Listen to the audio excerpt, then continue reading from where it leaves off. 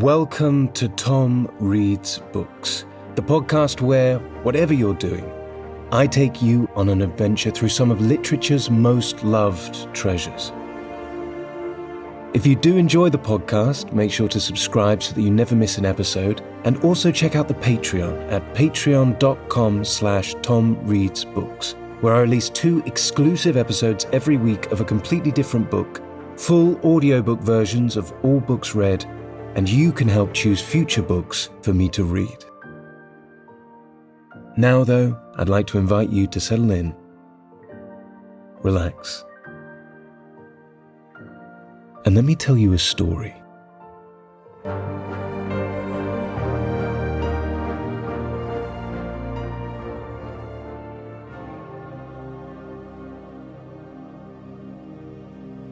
Wuthering Heights by Emily Brontë.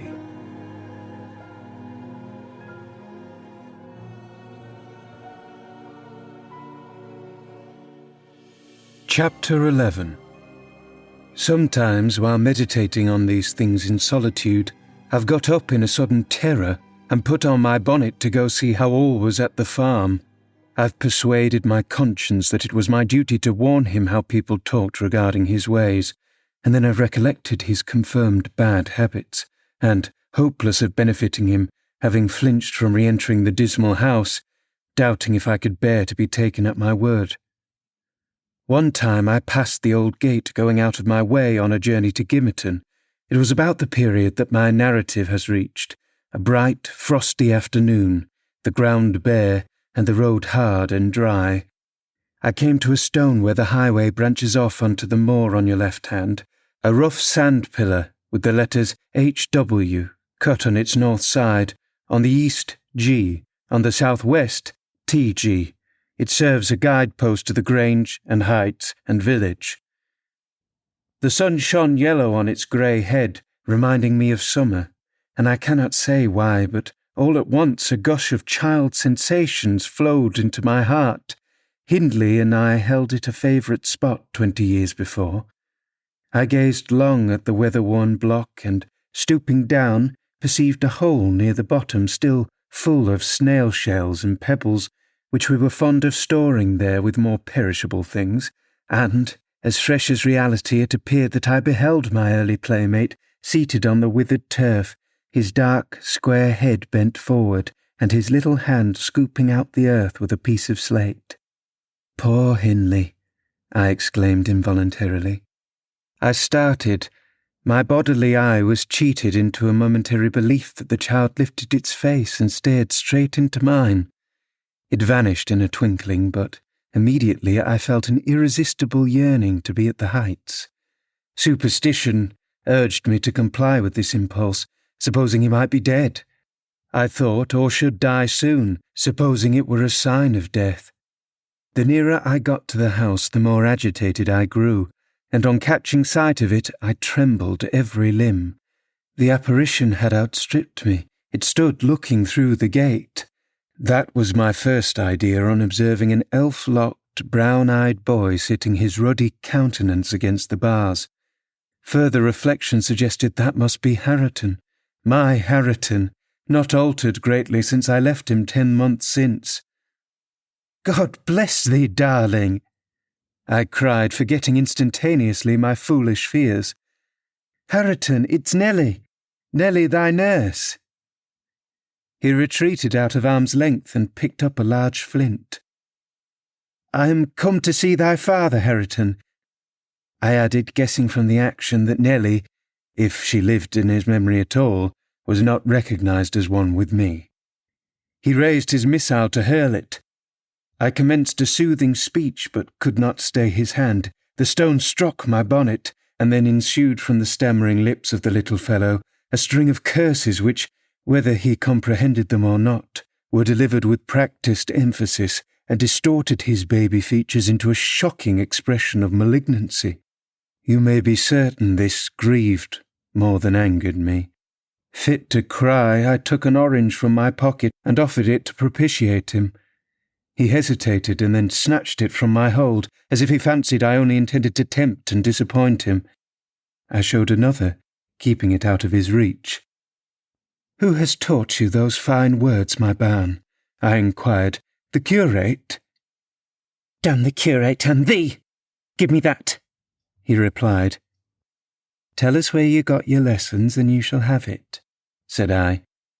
"Who's your master?" "Devil Daddy," was his answer.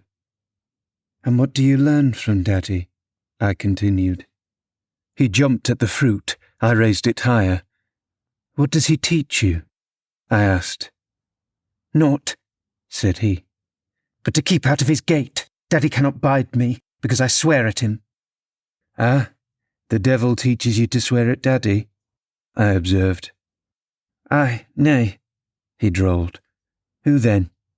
"Heathcliff." I asked if he liked Mr. Heathcliff. "Aye," he answered again. Desiring to have his reasons for liking him, I could only gather the sentences, "I know he gets Dad back when he gets to me. He curses Daddy for cursing me. He says I must do as I will." "And the curate does not teach you to read and write, then?" I pursued. "No, I was told the curate should have this. Teeth dashed down his throat. If he stepped over the threshold, Heathcliff had promised that." I put the orange in his hand and bade him tell his father that a woman called Nellie Dean was waiting to speak with him by the garden gate. He went up the walk and entered the house, but instead of Hindley, Heathcliff appeared on the doorstones, and I turned directly and ran down the road as hard as ever I could race, making no halt till I gained the guide-post, and feeling as scared as if I had raised a goblin. This is not much connected with Miss Isabella's affair, except that it urged me to resolve further on mounting vigilant guard and doing my utmost to check the spread of such bad influence at the Grange, even though I should wake a domestic storm by thwarting Mrs. Linton's pleasure. The next time Heathcliff came, my young lady chanced to be feeding some pigeons in the court. She had never spoken a word to her sister-in-law for 3 days, but she had likewise dropped her fretful complaining, and we found it a great comfort. Heathcliff had not the habit of bestowing a single unnecessary civility on Miss Linton, I knew. Now, as soon as he beheld her, his first precaution was to take a sweeping survey of the house front. I was standing by the kitchen window, but I drew out of sight. He then stepped across the pavement to her and said something. She seemed embarrassed and desirous of getting away. To prevent it, he laid his hand on her arm. She averted her face. He apparently put some question which she had no mind to answer. There was another rapid glance at the house, and supposing himself unseen, the scoundrel had the impudence to embrace her. "Judas, traitor!" I ejaculated. "You are a hypocrite too, are you? A deliberate deceiver? You're worthless, friend," I answered warmly. "The sneaking rascal yonder. Oh, he's caught a glimpse of us. He's coming in.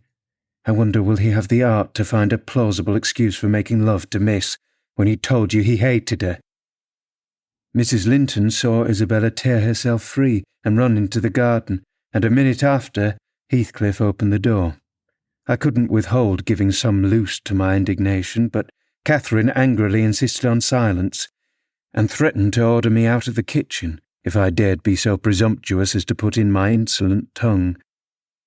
"To hear you, people might think you were the mistress," she cried. "You want sitting down in your right place.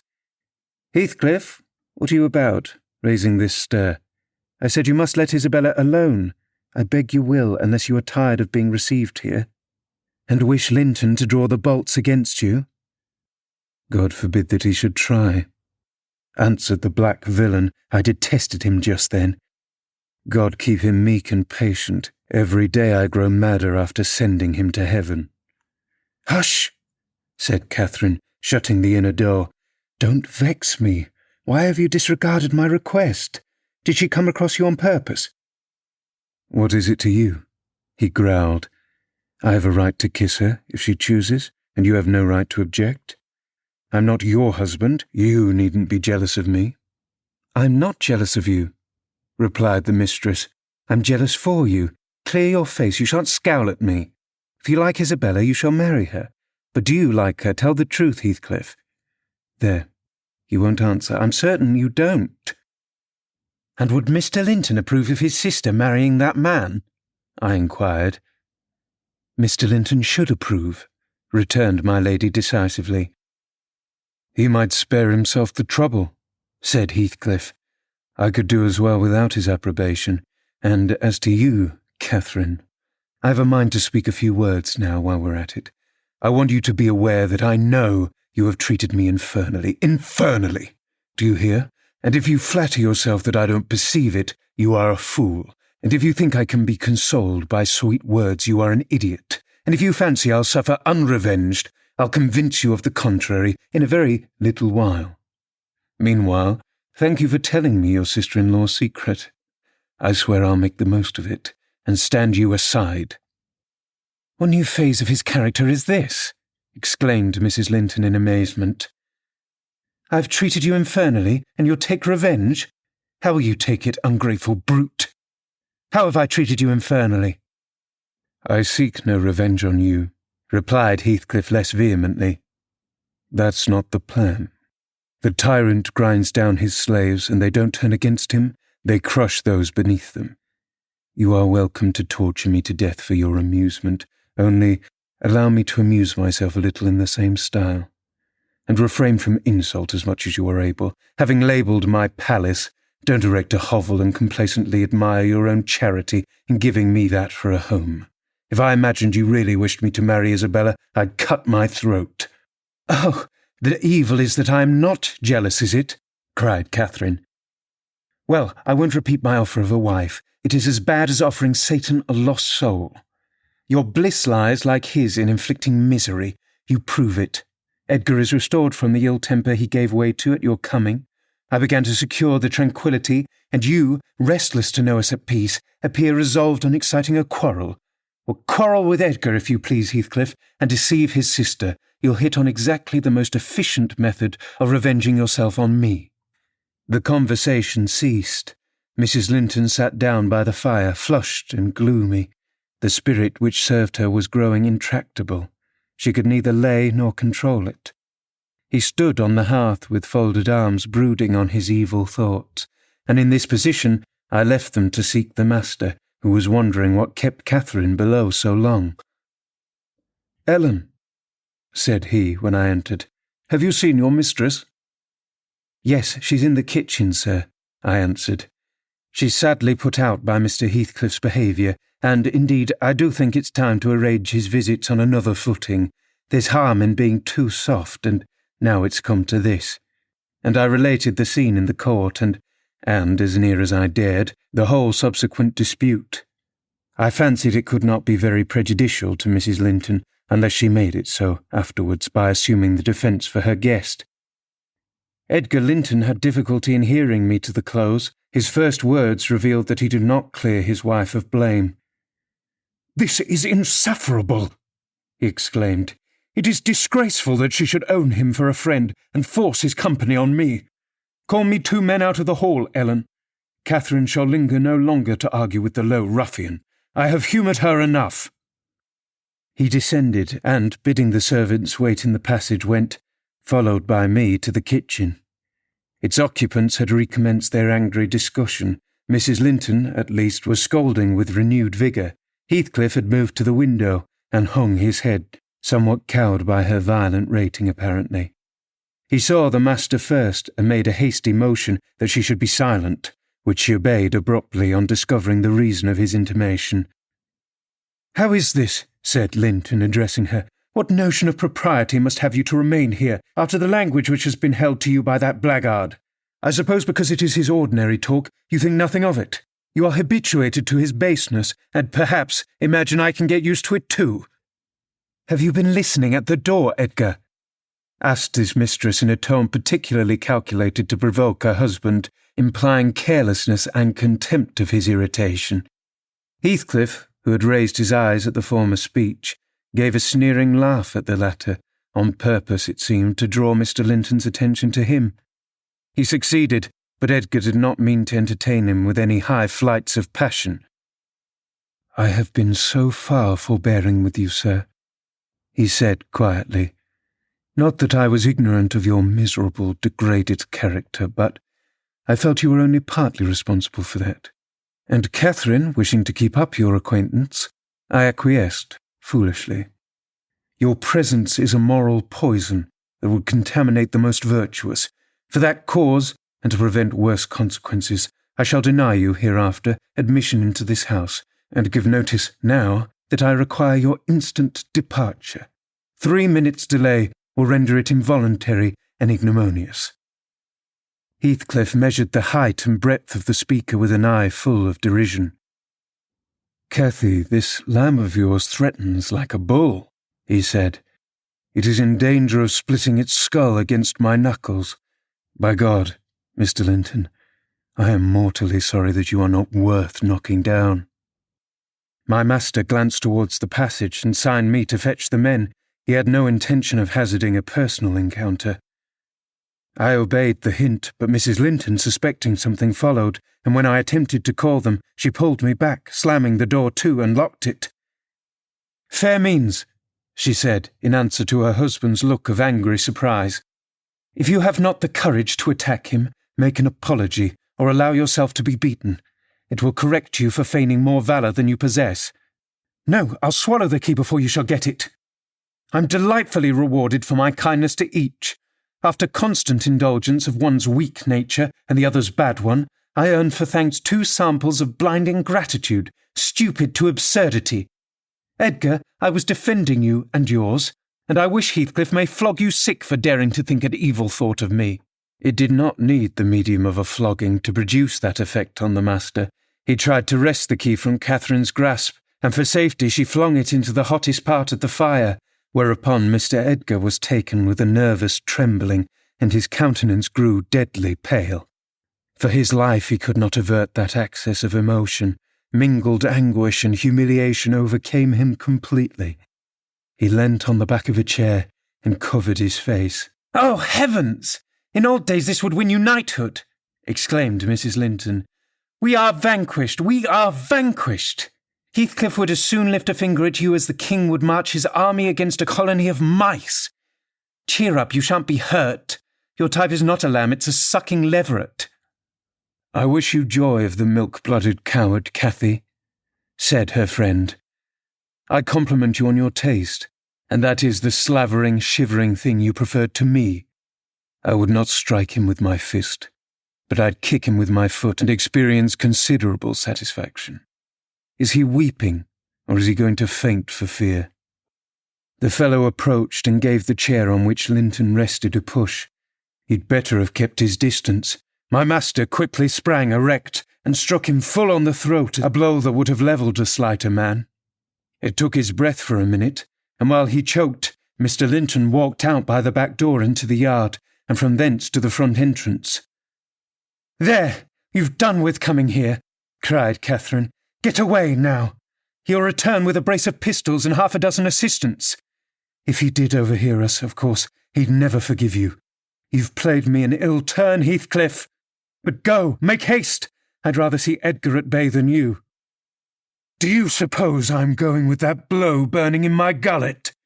he thundered. "By hell, no. I'll crush his ribs in like a rotten hazelnut before I cross the threshold. If I don't floor him now, I shall murder him sometime. So, as you value his existence, let me get at him."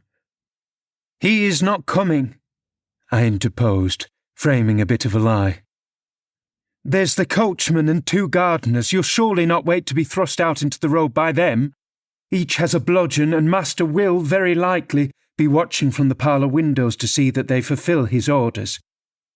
The gardeners and coachmen were there, but Linton was with them. They had already entered the court.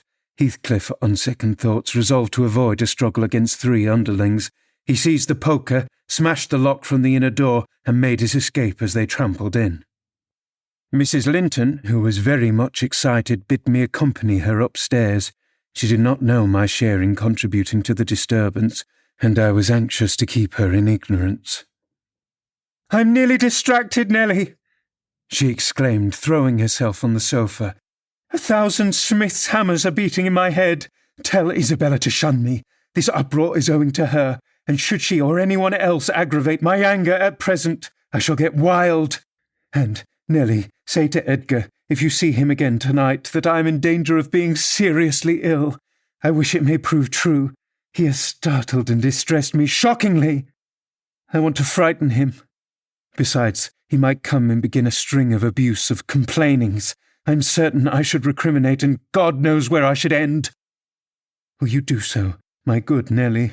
You are aware that I am no way blamable in this matter. What possessed him to turn listener?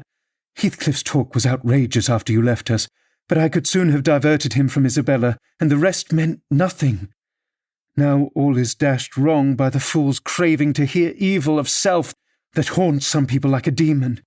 Had Edgar never gathered our conversation, he would never have been the worse for it.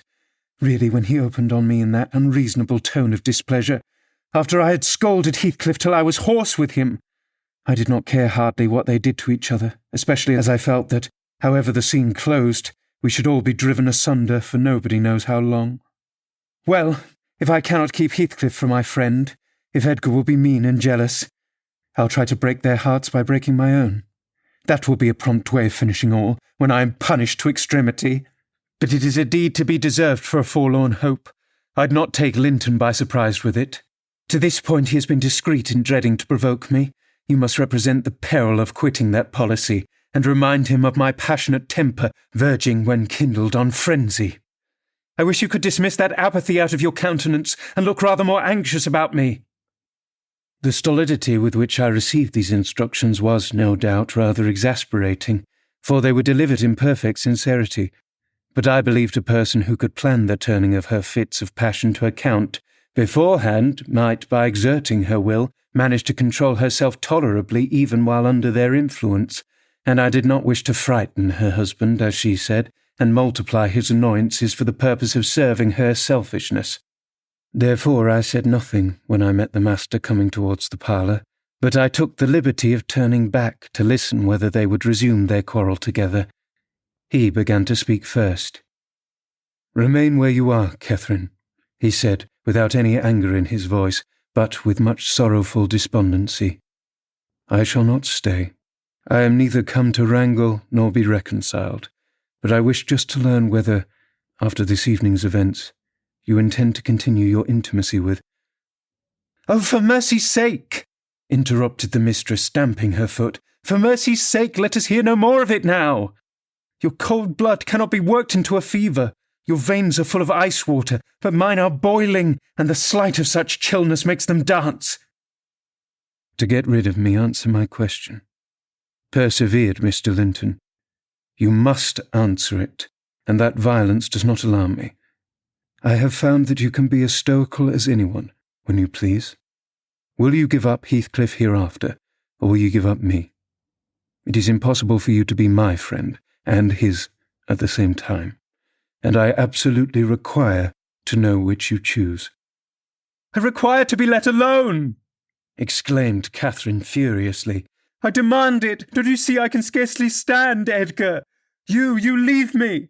She rang the bell till it broke with a twang. I entered leisurely. It was enough to try the temper of a saint, such senseless, wicked rages.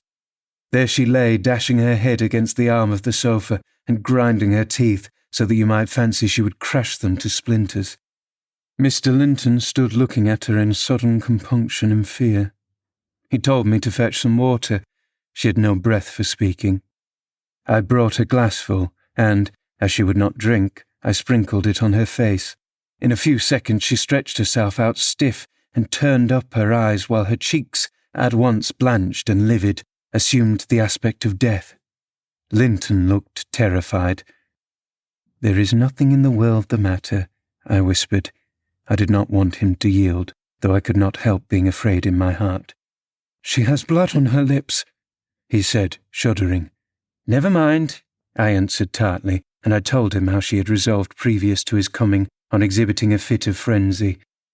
I incautiously gave the account aloud, and she heard me, for she started up, her hair flying over her shoulders, her eyes flashing, the muscles of her neck and arms standing out preternaturally. I made up my mind for broken bones at last, but she only glared about her for an instant, and then rushed from the room.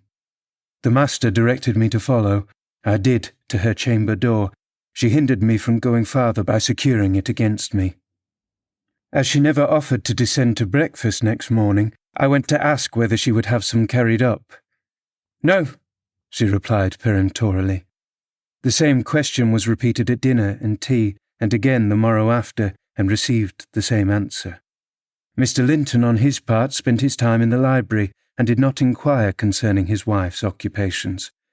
Isabella and he had an hour's interview, during which she tried to elicit from her some sentiment of proper horror for Heathcliff's advances. But he could make nothing of her evasive replies, and was obliged to close the examination unsatisfactorily, adding, however, a solemn warning that if she were ever so insane as to encourage that worthless suitor, it would dissolve all bonds of relationship between herself and him.